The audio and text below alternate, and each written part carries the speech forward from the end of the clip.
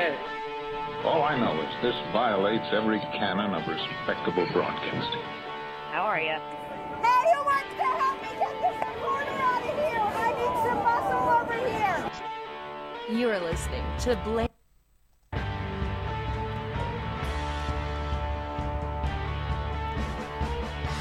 Hello. Welcome to Blame Your Brother. We are back once again for another episode.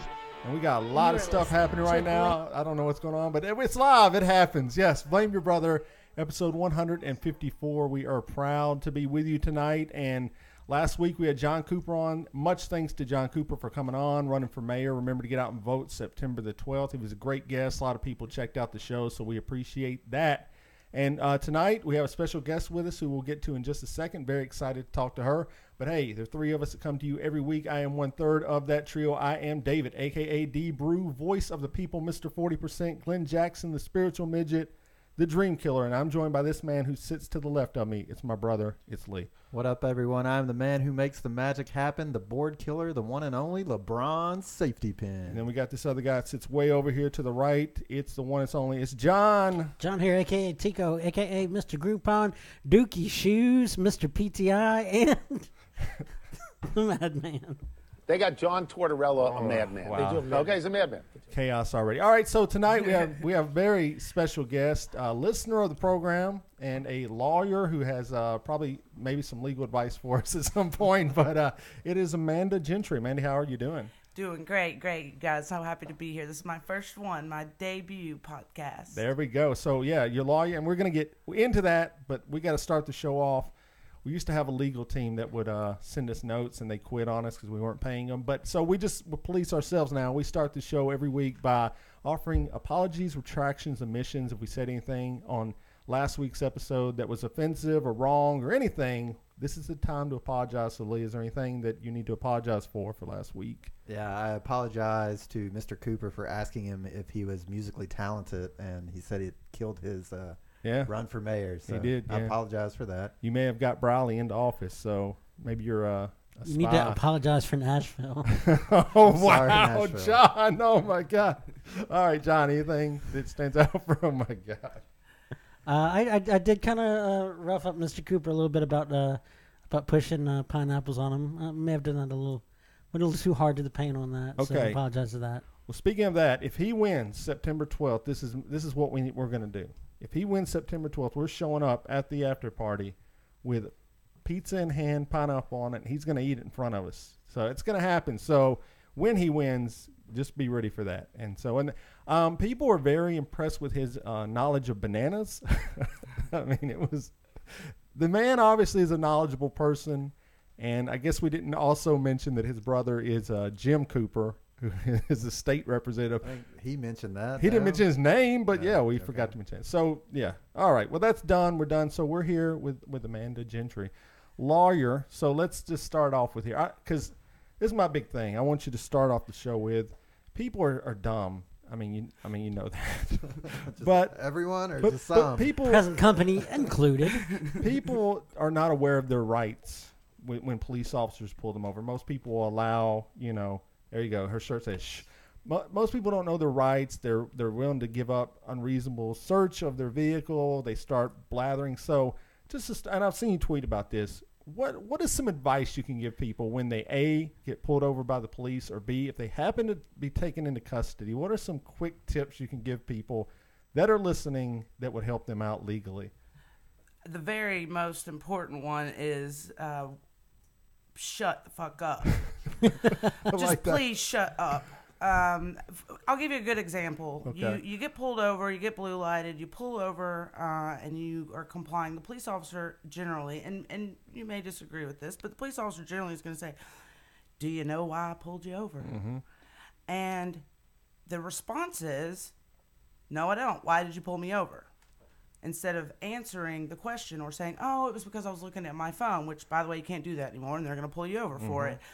But just, comply, be polite, but don't say too much. I mean, when you get pulled over, they're going to say, "Where are you coming from? Where are you going? What are you doing next?" That's really not their business. Okay. It's not. I mean, but it's hard. It is hard to not communicate because they ask you a lot of questions. And so just be very brief, be to the point. And if you feel like you're doing something wrong, certainly if you think you're doing something wrong or there's any sort of crime that may be alleged, you certainly need to be very quiet and just maintain that quietness until you have the time to talk to your family, which if you go to jail, the first thing you're going to do is call your family. You're going to talk about it. Don't talk about it there either. You know, any statements can be used against you. So just protect yourselves in that regard. Okay, so 2 thoughts on that. Okay. And someone brought up in the chat, and I'll touch on that. But who should their first call be to? I mean, should it be to should it be to their family, or should it be to like a bondsman, or should it be to a lawyer? I mean, who do you think they should call Scoop first? Nashville, maybe? No,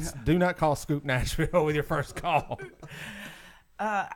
Usually it's to your family members to contact the bondsman. Okay. Because the lawyers we ethically cannot bond anyone out of jail. Okay, so gotcha. you have to get that out of jail resource and just try to get out of jail, but still, you know, all the way to the jail, from the jail, anywhere.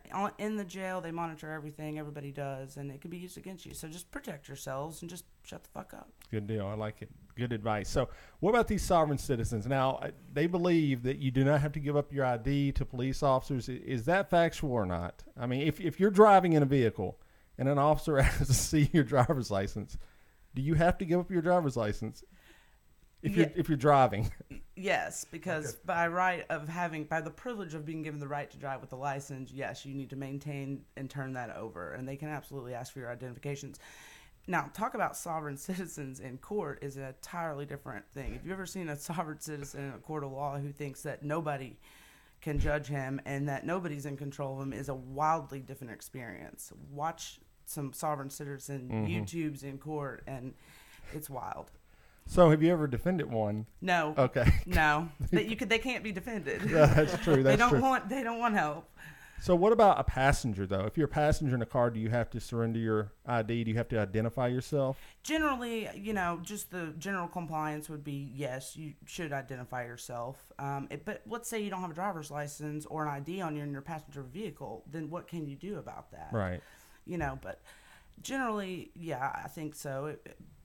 But you can have a beer open in the passenger in the state of Tennessee. Okay. It's in the passenger seat if you want. So there you go. I did not know that. So we're learning things right here. We are an open container state. Yes. Okay. Nice. So so your background. How do you become a lawyer? Like, were you fascinated by law as a child, or did something you developed? How did you get to where you're at today? Well, I think I always kind of wanted to do it, and then I ran into some trouble myself. Nothing big, just a DUI, of course. But that's why I Lyft now everywhere I go. But I have a different experience having been through that process when I represent people with those same charges. And I can relate to them and show them that it's possible to come out and still follow your dreams and do the things you want to do if you're just set to it. But I enjoy practicing law. I don't know. I didn't mean to do it. I think I wanted to do it, and then it just happened. And I love every minute of it. Very nice. Now, how hard was the bar? Like, is that a tough because I work with a bunch of engineers, and some of them I'm like, I don't know, maybe they're book smart, but they're just not smart. You know, I don't know how to really word that. They got to take the PE exam. It's very tough. How tough is the bar tough? Yes, it's absolutely excruciatingly painful. I studied for 8 hours a day for 3 months. Wow. And didn't do anything else than that. But the real painful part is the people that wait on the bar. So you take the bar generally every year at the end of July, and you don't get your results back until the end of October. So you have that much time that you don't know if you can move on. It's brutal. It is a brutal process, and as it should be. I mean, you've got to be able to pass certain criteria to be able to do this kind of work, no doubt. All right, so is it a pass-fail, or do they give you back a grade? No, they only give you a grade if you fail. So if you pass, you just pass. But if you fail, they tell you. Okay, so that's like the PE as well. Yeah, if you pass, you're good. If not, okay. Another question. The questions are coming in hot and heavy. Yeah. Okay, I'm getting ready to get a roommate after my boyfriend passed away. How do I protect myself from a squatter moving in? I mean, do you know? If you don't know the answer to something, it's fine. But any suggestions? I guess. I mean. Yeah, get a lease and get some money, and if they don't pay you, kick them out.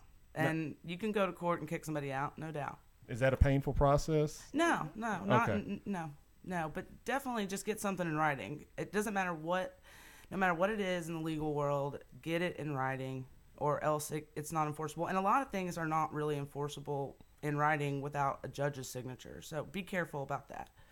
Maybe stay off Craigslist. People do get that blows my mind that people get roommates from Craigslist. Like females, well, looking for a roommate, and I'm just like, wow, like that. I'm sure they meet up and interview. Yeah. Sign a legal I'm document. sure Jeffrey Dahmer and Ted Bundy would have interviewed very well to be your the thing roommate. is like, by the way, I want to live here and I like to eat people. I mean, I'm sure that's not. Maybe they were listening to her and they didn't volunteer that information.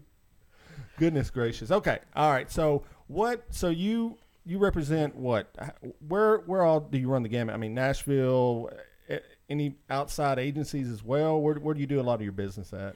Well, the slogan, which I did not come up with, Tactile did, the hashtag wherever justice demands is kind of, but I go to Davidson County, touches several other counties. You got Sumner, Wilson, Robertson, Cheatham, Rutherford.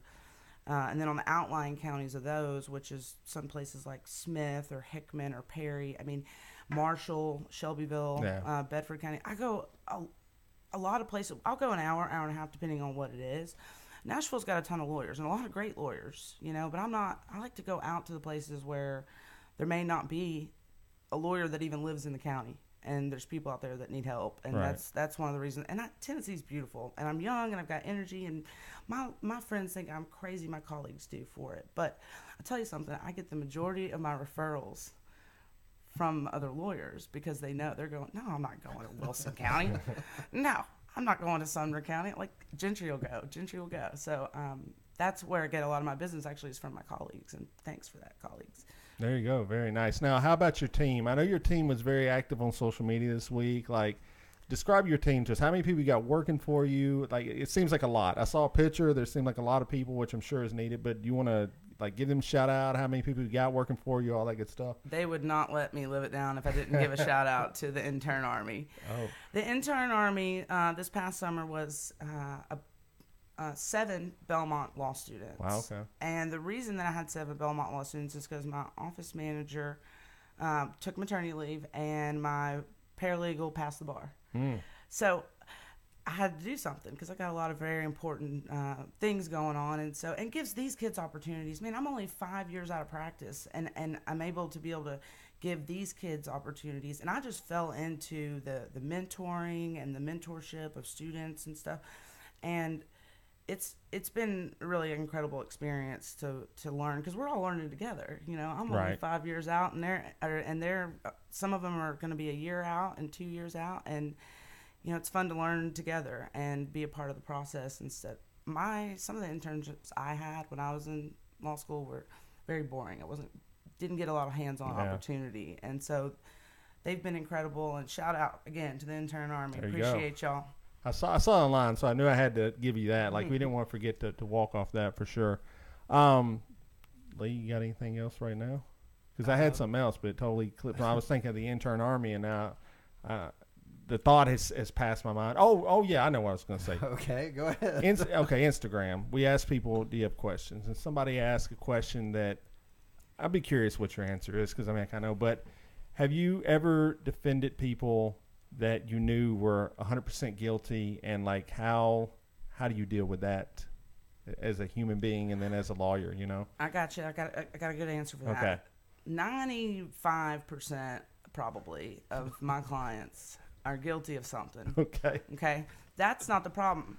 What's problematic is the people that are actually innocent and that are charged with something. So the majority, I always tell people when I'm giving consultations and stuff that my 3 jobs as a defense lawyer and as a domestic lawyer in some cases are to mitigate, negotiate, and then if I have to, cross-examinate. Okay. I have to be really good at those 3 things. And when you're guilty, my job sometimes comes into play to go, let's mitigate these circumstances. Let's figure out a way to negotiate and mitigate that down. What I really run into that is very stressful is when I don't know. I don't know if they're innocent or guilty. I have a client that's charged with first-degree murder right now, and I don't know if that man is guilty because the state can't prove it to me. So, I don't know. There is nothing to that. They've got several people charged with it because they don't know either, and that's the hardest case I have. Because if I knew that he actually point-blank shot someone, 17 times, then it would be a little easier because then I would be able to just know that I'm in there to mitigate the situation. So, like I said, a lot of people are guilty, but a lot of people give up so many rights along the process that it's hard when I get to them to mitigate that because they've given up rights that they don't remember that they have and they don't know how to exercise them. So, a lot of guilty people out there. So what kind of rights do you find give up along the way that kind of stand out? Your right to remain silent. Your right to, demand certain paperwork before your car search or house is searched. I mean, they can generally search your car without paperwork, but, and then admitting things or being interrogated by police and not knowing that you've got a right to a lawyer right then. I mean, certainly the people that confess to it on the side of the road, they're nervous. They may be high on something. I don't know. And they say, yeah, I did it, or yeah, this is it. Or things where the police may say, oh, if you'll tell us, we'll cooperate. If you'll tell us, just, nothing's going to happen. If you'll tell us, we'll cooperate. And then they don't. And we've seen a lot of documentary series on that on Netflix about, innocent people doing certain things like that. So that's some of the rights you give up along the way. I mean, you have a right to a lawyer. So, I mean, I say this to people, and I hope, but I say if you're being questioned, you need to ask for a lawyer. Yeah. I mean, straight, I know, and people are like, well, that means I'm guilty. No, but like people don't understand, like that's literally I worked in law enforcement for many years, so I understand the concept, but most people, so whenever I talk to people, I'm like, if you find yourself in an interrogation room, you need to find a lawyer immediately. It's because too late at that point. No, they will trip you up. I mean, that's their job, and unfortunately, it really shouldn't be their job to get false confessions, but like you say, there's shows like, Making a Murder, whatever you think of that one. There's the ones, Kids for Cash. There's tons of them where they make all these, promises up front, but then they're not held to those same promises, which is kind of crazy. I mean, let me make something very clear about cops, and I respect cops a lot, but they are allowed to lie to you. They're allowed to lie to you, and they do. Just remember that, because we're not really allowed to lie to them. So, which is crazy. So what is your general opinion? So before you started, I don't know what you thought of police officers. Most people aren't high on them for whatever reason, but is your work in it being a lawyer, has it changed your opinion on police officers at all? I mean, and how do you kind of see them at this point? No, I absolutely love and respect the majority of the police officers that I'm around. I mean, we're in the same courtrooms. We're dealing with the same clients, certainly. The best kind of relationship with a police officer, and as a defense lawyer, this is something I love to do, is cross-examine a police officer just to death. But the best relationship is when the police officer gets off that stand and shakes your hand. All right. And that's how it should be. You know, I mean, I've got a police officer friend that I, drink a beer with every once in a while, but they're great and generally they are. And I don't know any bad ones. Right. Personally.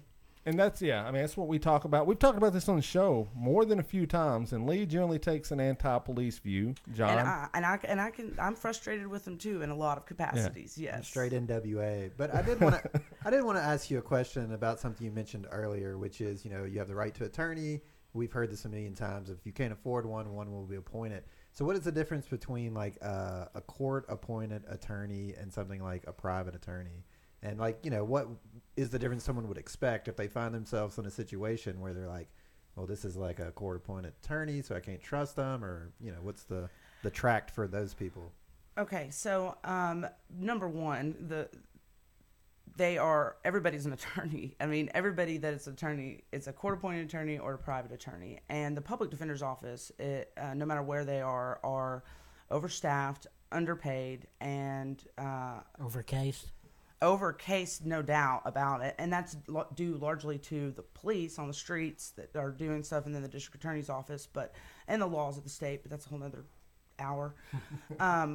But generally, they're very busy. So, but private attorneys, to complicate the issue, private attorneys can also be court appointed because the courts are so overstaffed that I have, like, my murder case is a court appointed murder.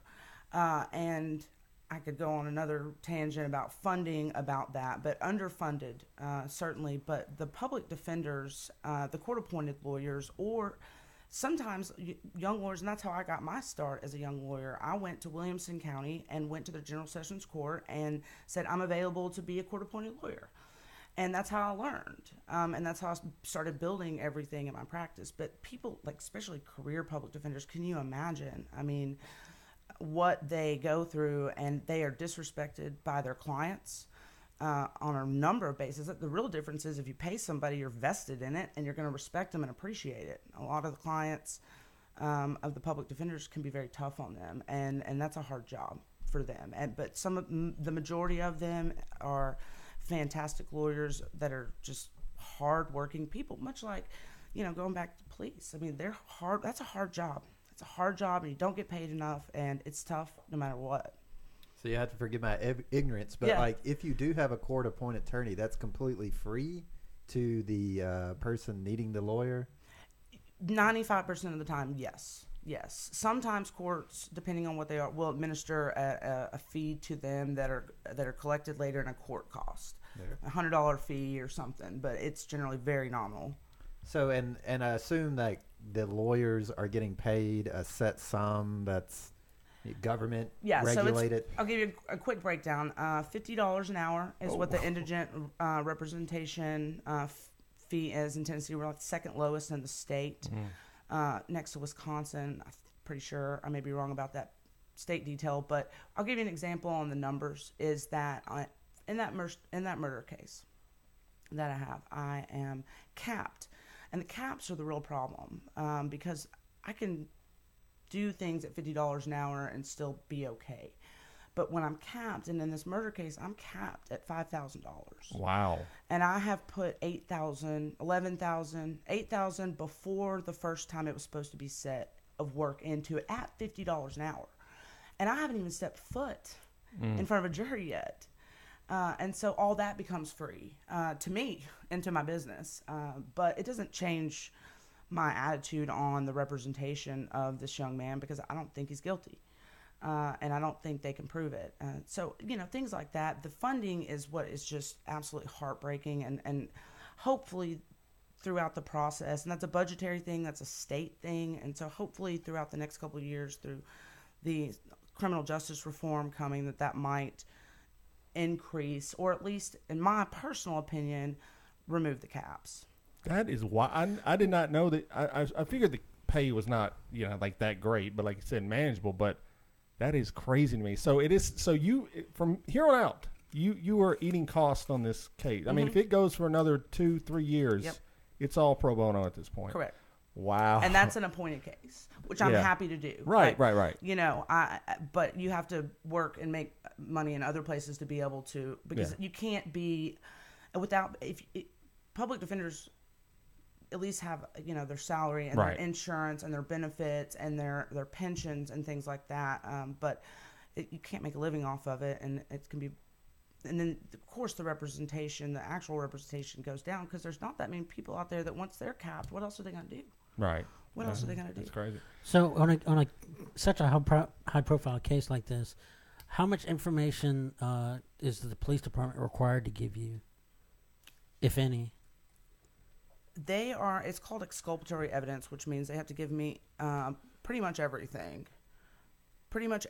that they did, and they have, but and there's certain limits within the discovery rules. I mean, of course, I'm a very big advocate of open discovery, and that's another discussion, but they usually generally give you everything that they have with interrogations, statements, recordings, videos, body cams, if they're, available. So you can mount a defense if it's there. Yeah.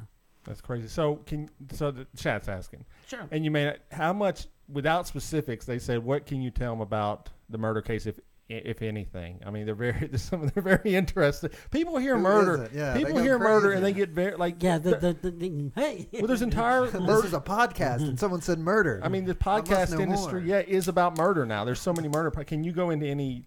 Well, I will say this. No, I'm not going to go into details, but I will say this. If I lose, and that man is found guilty of murder, which I don't know that he did. Right. The mandatory minimum in Tennessee is 51 years. He will have to spend the next 51 years in prison.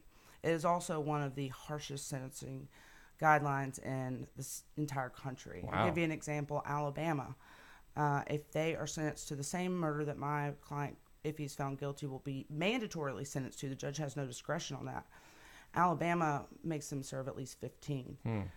So it's pretty scary. It's pretty harsh, and you just don't ever know what 12 people in a box are going to do. No, I mean, you can look at history, and so a life sentence is that 51 years? That's what the life sentence is here, 51 years. So in other states, it's different as the way it could be. Okay, so that's why a lot of time people want to hear life sentence for like heinous crimes, but sometimes it's better if they get like 200 years or something like that from a judge. I don't think people understand that as well. So that's good. So 51 years. I mean, if you get booked, Don't people get multiple life sentences? Yes. Isn't that a thing? Yeah. Yes, But for is it- sure. Multiple is life it sentences. is it concurrent or is it? Yes. Multiple Could be. lives. You have to 2 lives. Yeah. Could be. Okay, so assuming someone's found guilty, and obviously there's an appeal process. Sure. Are you usually the lawyer that's retained for that process, or do they have the option to find another lawyer, or is that something that is normally not even handled by you? No, I would call myself the trial lawyer, the person in the trenches. So I'm the one building the record. My role in this is to build the record for the appellate, attorneys. Yeah. I have not yet been to appellate court. I may someday, but I'm way better in court on my feet than I am typing on and the research. Different people are good at different things, and appellate lawyers are really good at the reading and writing and the oral direction to the court. Right. A lot of different factors. So have you seen the movie A Few Good Men? Yes. How much is a regular case like that, or not at all? I mean, is it so? Can you walk around? Can you get in the person's face, or you require? I think he's asking you, are you Tom Cruise? I mean, Are you but Tom like in the Cruise? movies, how accurate are the movies? Like, are you allowed to walk up to people like that? Do you have to generally stay back where you're at? I mean, are there different rules for different parts of the court? It depends on your judge. Okay. It certainly depends on your judge. That's the number one factor. Okay. But the more comfortable you get in a court, certainly and through a lot of trial college trainings that you do, storytelling and being a part of it. Yes, I've been to trial colleges where they make you lay on the ground and tell your opening statement from the version of the cigarette butt underneath the tire. Nice. That you don't do that in court all the time, but Yeah. some people do. But it lets you be able to get out from that podium. Nobody wants to stand at a podium for their life. Good to know. So have you ever yelled at someone on a witness stand?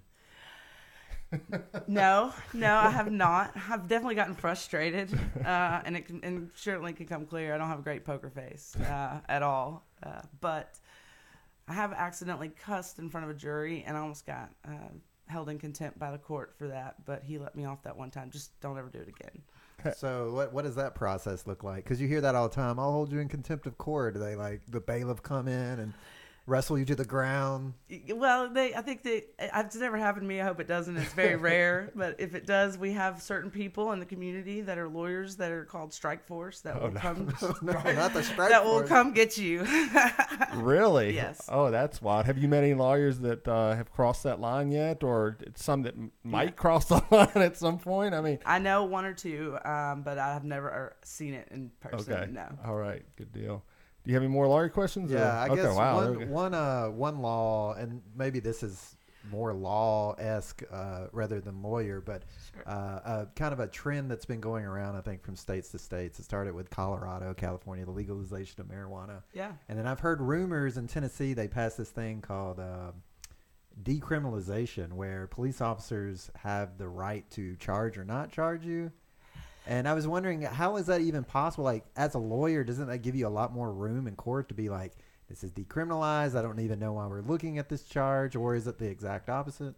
Well, the interesting thing about Tennessee is that we are one of the bigger hemp growers. We have one of the biggest farm industries of hemp right now.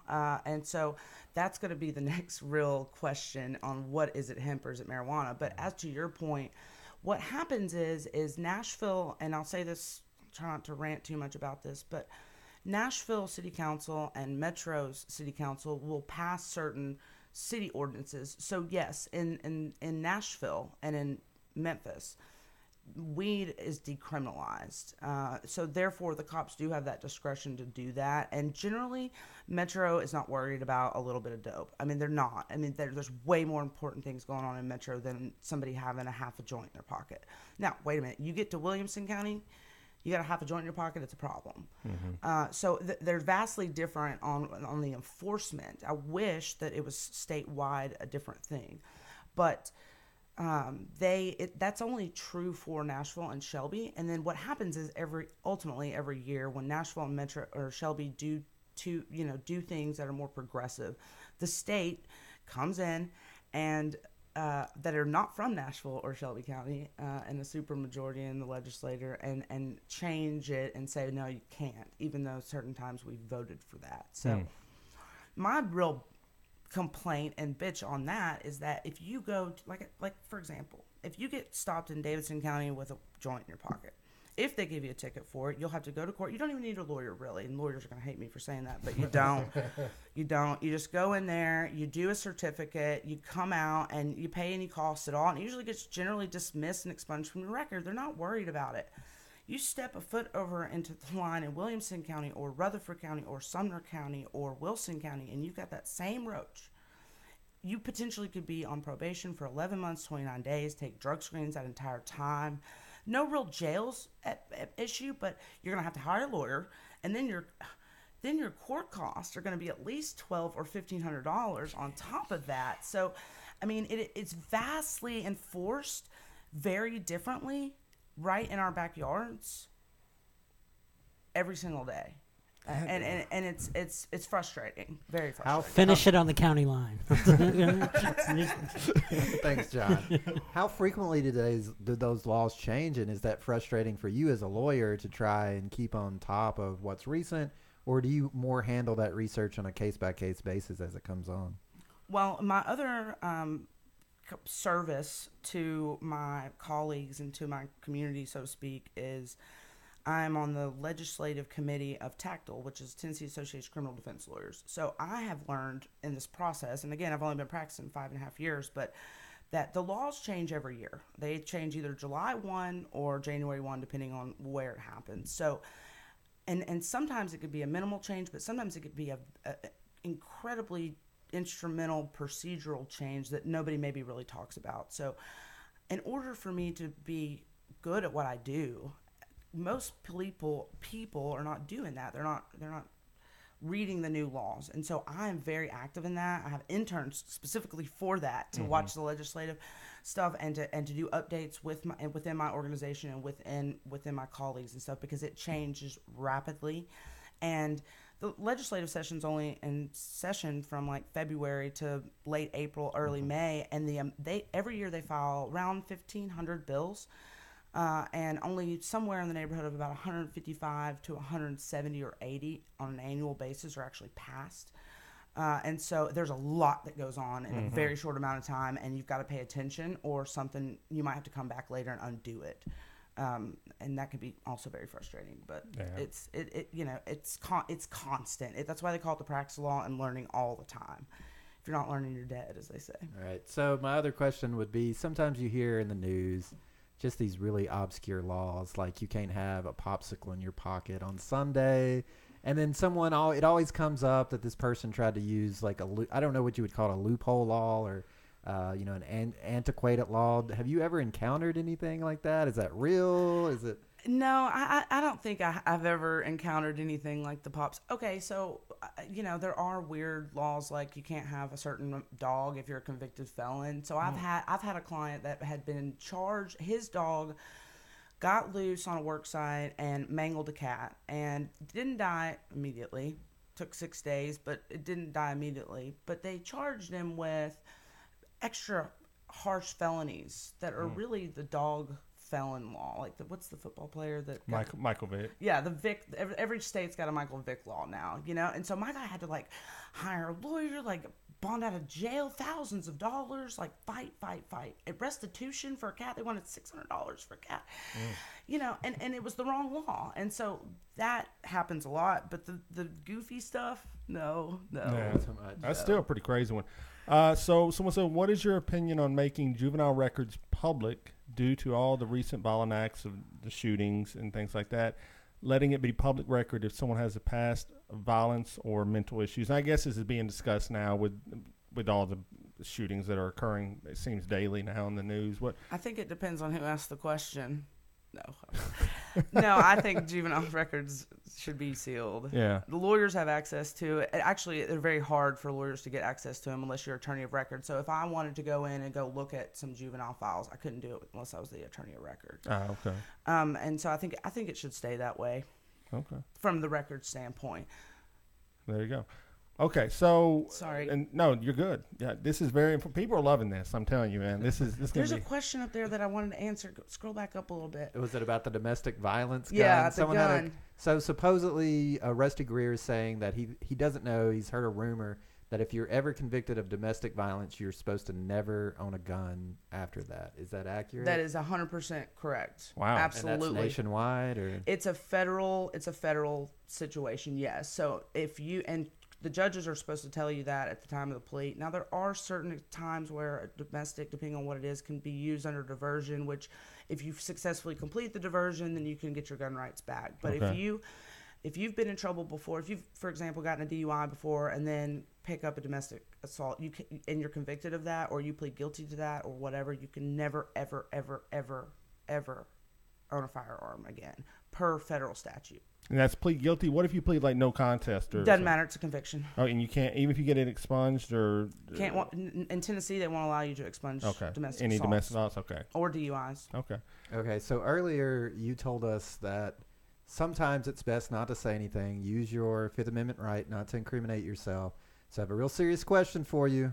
Last week we didn't have a lot of help on this, so feel free not to say anything. But what is your opinion with pineapple on the pizza?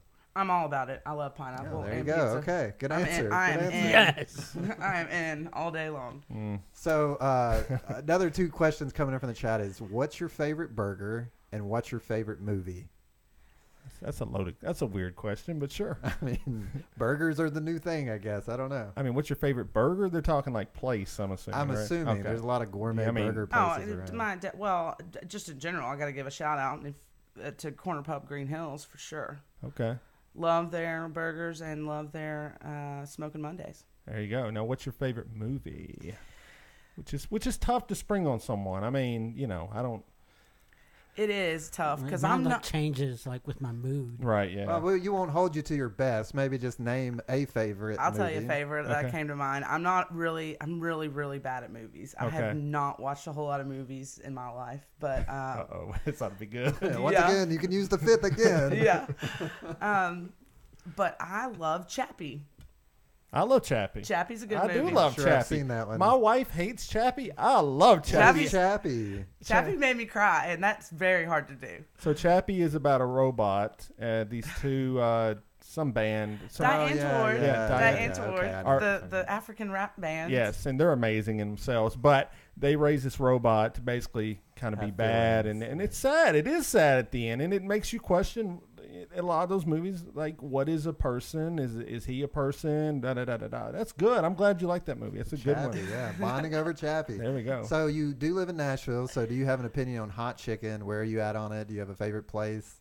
Okay, so I heard the conversation the other night too about it, but when hot chicken first started getting cool, or when trendy, I guess, and I was kids say cool. It's hot chicken. yeah, true. Started getting hot. I tried it. I can do hot stuff, but I don't. It affects me the next day, and that's what I don't love about it. But I will say, and this is also another Corner Pub shout out, and it's because I hang out there all the time. But they've got tacos where they put. This is gonna sound crazy and ridiculous, but they put iceberg lettuce, blue cheese crumbles, pickles, and hot chicken on a flour tortilla, and for some reason, those things together make the chicken not as hot for me, which I can't just walk in and do a super hot chicken. Yeah.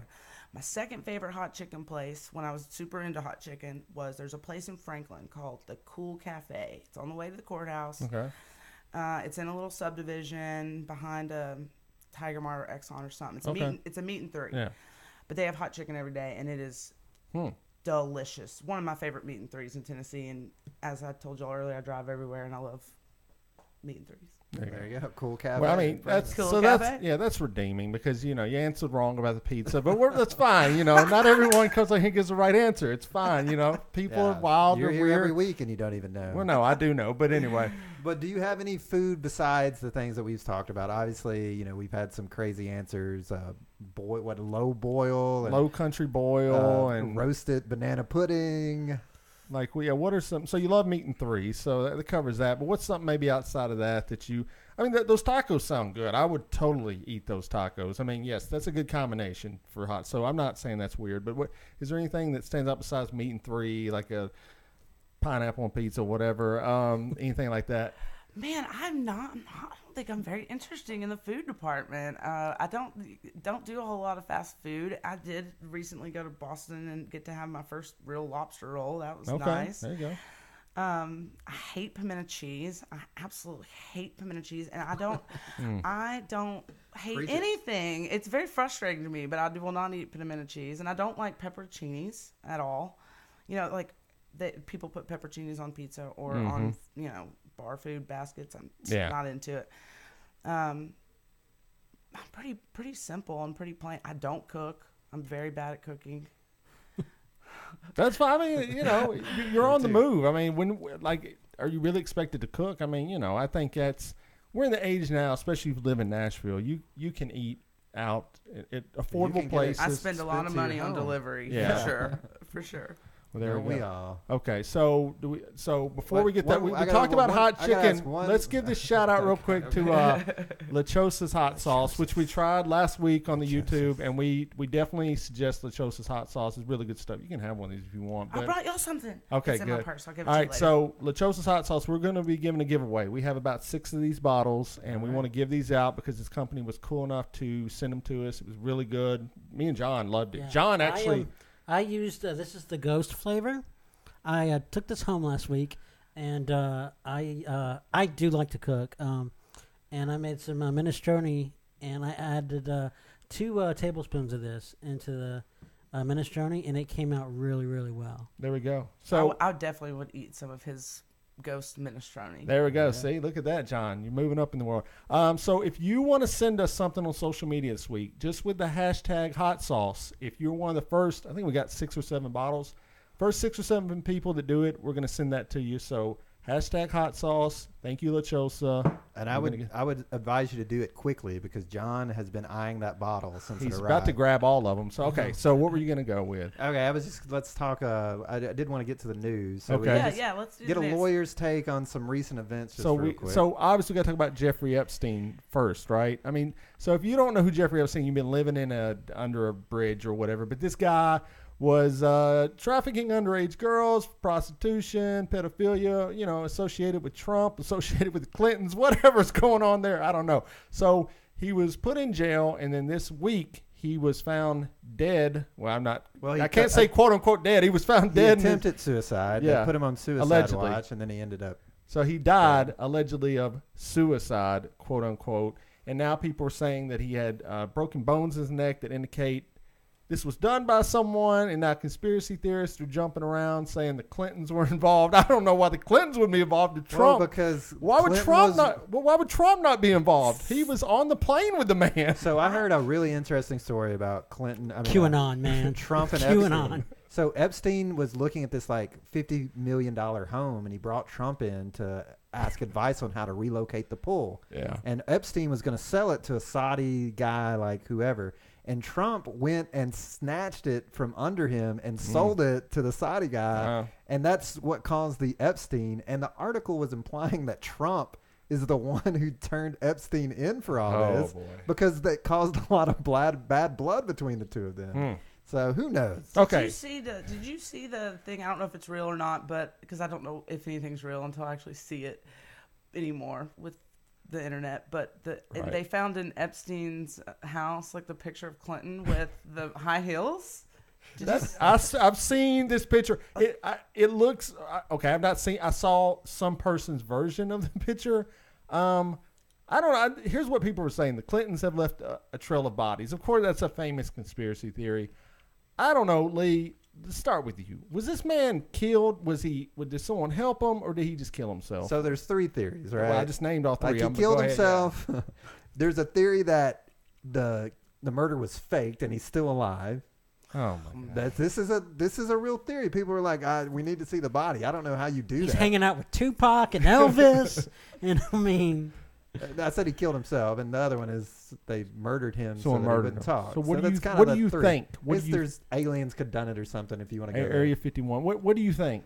I've been following this story for a while, and it's wild. This man was basically off. Like, he got off scot-free on the first round, which maybe you can chime in on how this is even possible. But he got like a sweetheart deal where he was in prison at his house for work, 8 hours yeah. a day, and the guards that were supposed to be watching him were doing guard duty at his house and like stopping people from coming in. And he would have like women come over, and of course he would sexually abuse them or whatever. That's at least what I've read. So, and then it wasn't until later that people started going, hey, wait a second, you can't do this. So obviously he must have made someone angry or something, right? So it is very likely that he was murdered, especially with this bone in the neck. But at the same time, you have to wonder how much of this is actually real. How much of this news is just being generated by someone trying to tell us a story? And it makes you almost want to start going down the conspiracy theory hole. Yeah. So I'm going to go with murdered. No, I'm going to go with still alive, actually. Oh, okay. I'm going to go with still alive. Wow.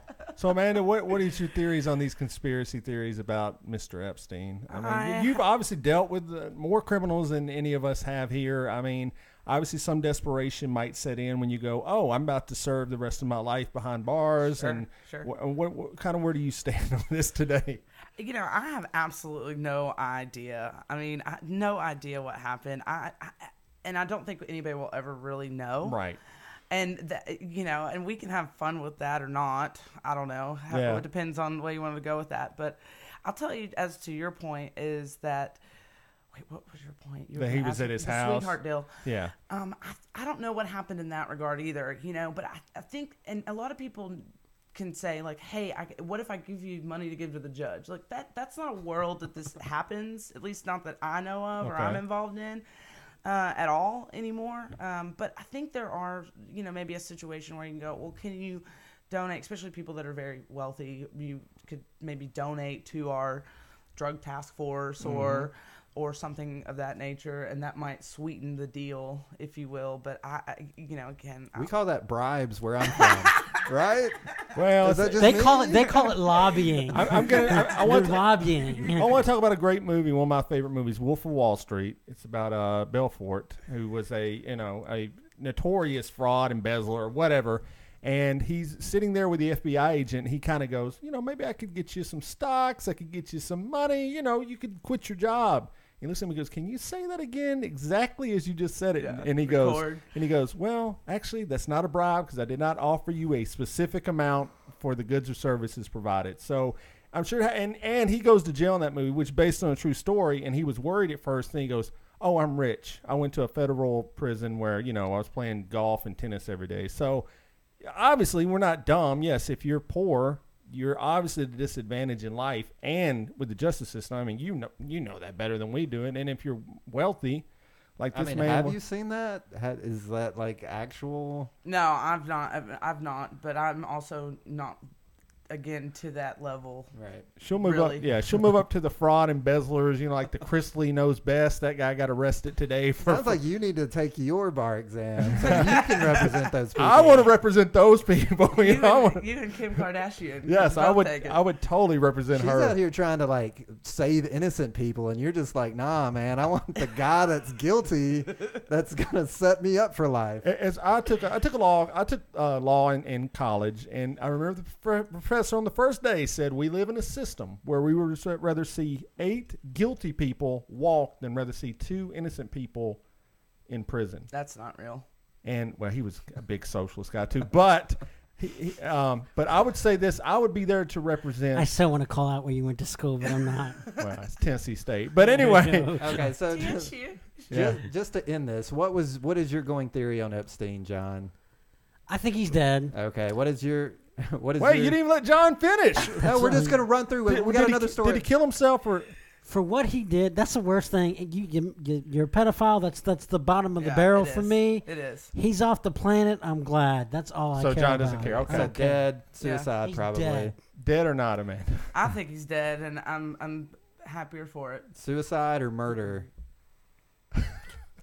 I think You can plead murder. the Murder. Okay, Yeah. David. Oh, he killed himself, Okay. or he paid someone to Suicide. kill I'm himself. saying Yeah. still alive. He's But one of those two. Yeah. so one other yeah. story I want to get to in the news. I don't know. This one's kind of new, but Connor McGregor, Love him. the MMA fighter, sucker punched some guy at a bar. Probably deserved it. An old guy. Probably deserved it. So I'm gonna give Oh, I your haven't thoughts. seen this yet. Okay. So evidently there was a dispute over a whiskey drink, and Conor McGregor just walked. Was up it a whiskey to him. drink or a vodka drink? Yeah, I'm pretty sure it was a whiskey. Oh, drink. John, don't. Go ahead, John. No. Continue, no, continue your bit. Did it remind him of the good times or the bad The times? bad times. He punched him after he refused to take a shot of whiskey. Well, So- number one, the man's Irish, and you do not mess with the Irish and their whiskey. If they tell you to take a shot, you take the damn shot, okay? And I don't care if this guy was 100.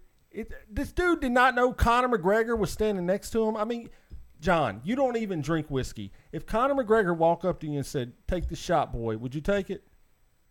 Well, Oh, probably. you'd probably get knocked out as well. But I mean, I probably wouldn't, and then like try and sue him after the fact. well, there you go. Got to get that money, man. So I mean, that's where I was getting. I want advice from the lawyer. What do you do in this situation? Let's say you're representing McGregor. Let's say you're representing the whoever. If I'm representing McGregor in this, I go into full-blown mitigation mode and throw his ass in anger management rehab and go, dude, you cannot. I mean, I love a good shot of whiskey. Don't get me wrong. I do. I'd much rather that than vodka. I don't know whose preference is what. Sorry.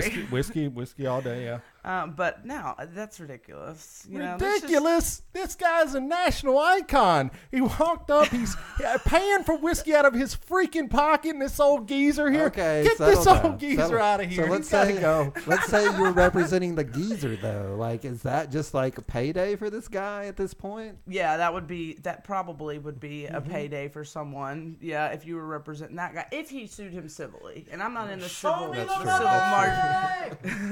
So, have you ever? Would you do civil case if this guy walked up to me and said, "Man, I need you to represent me in a civil case, and I'm suing this guy for $25 million.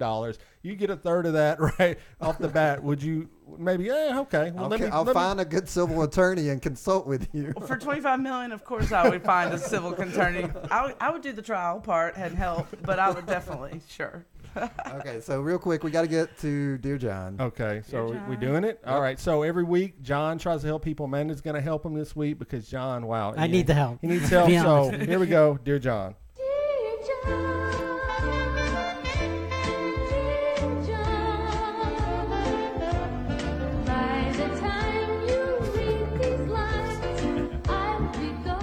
All right, this is Who a. uses Notepad? This is Lita. He copies it from the email we got. All right, this is a great email sending to us, and Lee, just read it and let's. I love you for that, by the way. I don't know if I can go You're on. my new favorite person. Wow. This one comes in. Dear John, today I was in the restroom at work playing on my phone as I was peeing, or going number one if you can't say pee or urinate. If you can't say pee, that would be totally dorky. I was rudely interrupted oddly by someone who was on their phone yammering about her fingernails and her car needing the oil change. She didn't even pee or wash her hands, and I was really aggravated.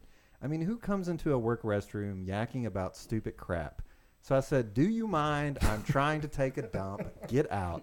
Now, I didn't really need to take a dump, but I felt like she was really out of line here, and I was trying to get a high score on Scrabble and Peace. She said I was acting like a bitch to whoever was on the phone, and what wanted to know, and I wanted to know, was I out of line? Should I eat lots of asparagus and go back to this floor to pee all the time? From, they didn't leave a gnome, so I'm just going to say like Scrabble in the bathroom. There you go. So, John, what do you think about this situation? Well, first of all, was it Scrabble or was it Words with Friends?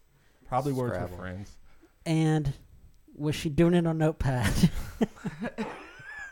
Lee. Probably not. Anyway, yeah, because I mean, she probably has a good head on her shoulders, so probably not. Anyway, yeah, if you know this person's going to be in there, eat up some asparagus and go to town and yeah, that'll probably deter her from going back in there. That sounds like, I mean, if I was that vindictive, I would definitely do that. I'm not. Well, Lee's probably got some plan, but here's what I say. I want to hear Lee would get him fired. I want to hear Amanda's take. Now, this happens to me at work, not quite like this because we can stand to pee and so we don't have to deal with this, but I've heard people on the phone, literally one day, some guy goes, hold on a minute, man, I'm taking a crap, and like just continues on with conversation, which is wild to me. But women go and sit down. So, Amanda, is this something that happens in the women's restroom, which is a mystery to all of us? There's couches in there, and I don't know, there's all kinds of weird stuff going on in women's restroom. Why is there couches in women's bathroom? But point is, does this happen? Have you seen this happen? Does it happen? I'm going to answer the question, but before I do, I'm going to say, y'all made Cooper answer peeing question too. Yeah, we did. All right. We're not sending these in. This is literally sent in by someone. These are our fans. So, welcome to Blame Your Brother. Vastly different experience in the women's restroom. Women do not speak to each other at all, and there's a lot of women who do not even want the other woman to know what they're doing at all, so they might leave the restroom. They might have to do one or two of those things, but if they hear somebody else come in, they will stop, get up, and leave. Okay. So that women are very, very, very awkward in the bathroom. They do not speak to each other, not unless you're, maybe totally drunk at a party and everybody's talking to each other or something. But in your day-to-day things, women do not speak to each other through the doors, at all. They don't even look at each other. Right. It's a very awkward situation a lot of times. I love that. I think that should be freaking policy. I've talked about this many a times. They know when I run for mayor, I'm running under one platform. Single stall bathrooms across America. No more shared stalls. No more shared urinals. Everyone will have their own bathroom. Well, see, in women's restrooms, we all have our own stall. We don't have the even idea of what it's like to have to go up urinal to urinal to urinal to urinal. I mean, we don't. Or a trough for that matter. Sure, there's sure. troughs, but. Number one, we need more like Japan. I like going to, when I go to a bathroom, okay, and I hear like loud music or hey, that's a plus. I'm going to make an app where I can just rate the bathrooms across America. Just turn on your phone. Put on some music. I want loud, like... Put on a white noise app. In Japan, they have the noise coming in the bathroom. Do you understand? You could literally take white noise with you wherever you go. No, I want it in the bathroom already. I've got Instagram to scroll, Twitter. I've got stuff to do. You can do both. Okay, you can do both. But I don't understand when this talking to each other in the bathroom started. Like, no, dude. One time I just looked at the guy and went, no. I just yelled at him, no. Like, real quick, like, no, we're not having a conversation, dude. I mean, do you understand right now? Loosen up a little. I'm just not down with this. Obviously, I mean, your problems with bathrooms are very well documented. The bathroom is not a phone booth. Okay, get off your damn phone. That's the problem I have. Is like, imagine the only place that you feel that you can go have a private phone conversation is the bathroom. There's bigger problems going on here. I don't know where you work, but they need to take care of their employees. I mean, it's obvious. It's 2019. Employees have a life. They need to conduct business. There needs to be some option other than the bathroom in which to conduct personal business with. I mean, on the phone at least, anyway. I'd be like, go outside, Dookie Shoes. No, there you go. Everybody's with me. They know what's up. I am going to run because he said I'll get all the plumber unions to vote for me because that's more money in my pocket. But we'll talk about my mayoral candidate later. But so, okay. John, was she out of line for yelling at this woman? Yay or nay? No, the bathroom is a sacred place. Okay. Amanda, was she out of line for yelling at this woman? Yes, I'll say she's out of line. Oh, wow. There we go. Lee, you out of line? Look, it's not, this woman's needing advice on how to handle this situation. She just asked, she out of line? She's on point. Was the woman that... I don't think so.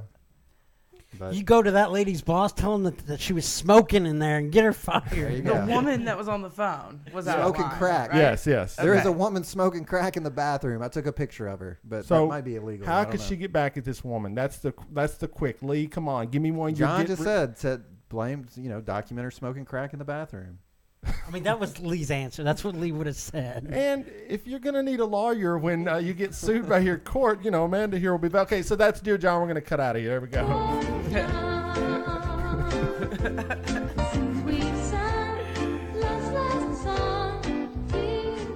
I'm going to say this. We got another email next week. It'll be one for the ages, but there we go. That was Dear John. Thank you, John. Thanks, Amanda, for jumping in. So, yes, we've had a fantastic time. This time went by really quick. We learned a lot. We had a good time doing it. And, of course, now is your time to tell people how to get in touch with you, how to follow you. If they get in trouble with the law, they should call you. Go ahead. Plug all your stuff right now. Yeah, so you can text me anytime at 615-604-6263. My Twitter is Clown at Law, and that is for another story, but I collect clowns. Okay. I'm not a funny person or necessarily, but I collect clowns. Been doing it all my life. That's creepy. And he jokes, but we're going to be in our basement next week. They're all in my office. Come by and visit. But you can find me anywhere, AmandaGentry.com or on Twitter or Facebook or Instagram too. And also my poodles, my standard poodles have an Instagram, and that's Paw Offices if you want to follow the dog account. But we appreciate you guys having me on here, and look forward to interacting with you guys in the future. We love it. I think it's going to be a popular episode. I think people are going to like you. John already said you're his favorite guest of all time, so you can go ahead and put that on there. We've had some pretty good big guests here. And also, this is a murder podcast at this point, too. A murder podcast. So it's top of the charts already. Yes, murder. We want to be number one in the murder podcast come Friday morning. But, yes, so if you get in trouble with the law, remember what you said. Shut the fuck up. And if you call a lawyer. Call a lawyer. Call her number. What is it again? 615-604-6263. All right. Well, thank you so much. We learned a lot. Follow her on Twitter, Clown at Law. I wish we could have gotten to the clown stuff because that's kind of weird. But, hey, you like pineapple on pizza and you collect clowns. So, enough said. Sense. But, yes, she's fantastic. Thank you so much for coming out. And I guess with that being said, Lee, is there anything else? Don't blame yourself when you can blame your brother.